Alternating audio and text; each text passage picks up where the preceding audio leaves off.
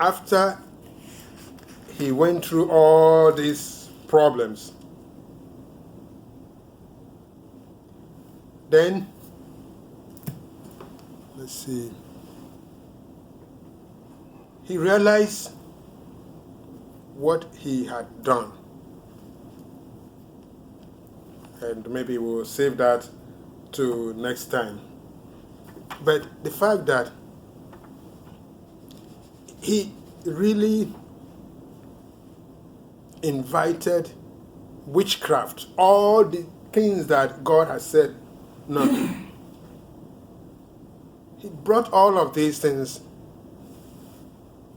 into God's temple, and he didn't care. He just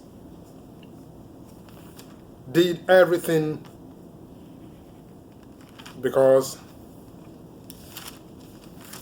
maybe who gave him that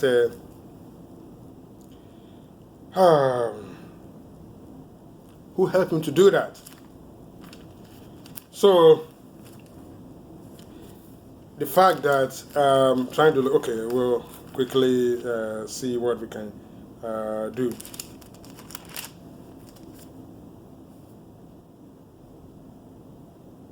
All right, just to quickly, because it may be less quickly tie it in. He did all these evil things. So, all right, I'll just quickly read. Then we'll go to 2 Chronicles, because he did so much evil. And maybe when I read this, it will help us to understand what we mean by prayer. Prayer is what God needs.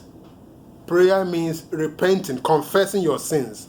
If we confess our sins, He is faithful and just to forgive us our sins and to cleanse us from all unrighteousness. We have sinned. We have all sinned. None of us can say that we haven't. And so, but the good thing, the wonderful thing about it is that God is willing, no matter what sin we have created, we have caused. That's why, we are dedicating this time, this period, since the beginning of this year, that we want to go into prayer. Prayer about everything. The issues that we are facing in churches, in community, in government, it all has to do with one thing. The devil is trying to cause havoc, cause chaos. So in spite of what Manasseh did, 2 Chronicles 33, verse 11, wherefore the Lord brought upon them the captains of the host of the king of Assyria, which took Manasseh among the thorns, and bound him with fetters, and carried him to Babylon. Verse 12, and when he, Manasseh, was in affliction, he besought the Lord, his God, and humbled himself greatly before the God of his fathers. You see, sometimes they say that when you have faced problem, that's when you know God. When you are free, you don't realize the benefit that you have. Verse 12 again. And when he was in affliction, that means when he was in captivity, he was going through all these things, and besought the Lord, his God, and humbled himself greatly before the God. The word here says he humbled himself greatly. He repented before the God of his fathers. Verse 13 says, and prayed unto him, God, and he was entreated. I like the word. I like every time I hear entreated. That means we also know about Ezra. He says when they were traveling back to Jerusalem, what did they do? They fasted at the river Ahava, and God was entreated. Which means when you pray and God answers, that means he was entreated. God accepted. So anytime we pray in the name of the Lord Jesus Christ, God is also entreated. So again, verse 13 again, and prayed unto him, which means the Almighty God.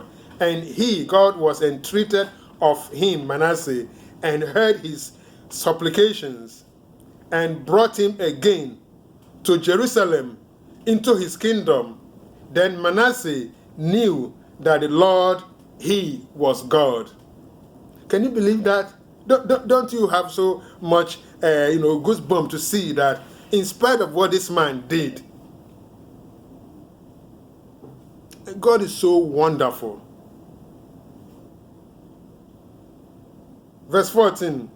Now, after he returned, he built a wall without the city of David, means outside the city of David, on the west side of Gihon, in the valley, even to the entering in at the fish gate, and compassed about Ophel, and raised it up very great height, and put captains of war in all the fenced cities of Judah. And he took away the strange gods and the idol out of the house of the Lord, and all the altars that he had built in the mount of the house of the Lord and in Jerusalem, and cast them out of that city. And he repaired the altar of the Lord, and sacrificed thereon peace offerings and thank offerings, and commanded Judah to serve the Lord God of Israel. Amen. Is it not wonderful? Is it not wonderful that God answers prayer in spite of whatever we have done? So we are appealing to God. Lord, we have sinned. We know. Please forgive us.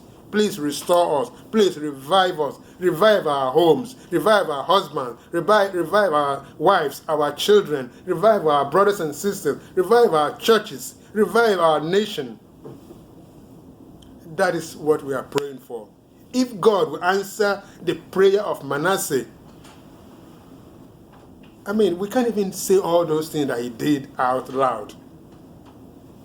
And then when he was in prison, he was in captivity, he asked God to forgive him and to pray. So that is what we are saying, that there is power in prayer to God. So we thank God for what he has brought to our attention, and we'll continue to pray that God should have mercy upon us, on our church, on our brothers and our sisters and our family and everyone else, on our neighbors, and allow us to have a community of believers who believe in praying, who believe in going to God for all our needs. May God help us. Amen.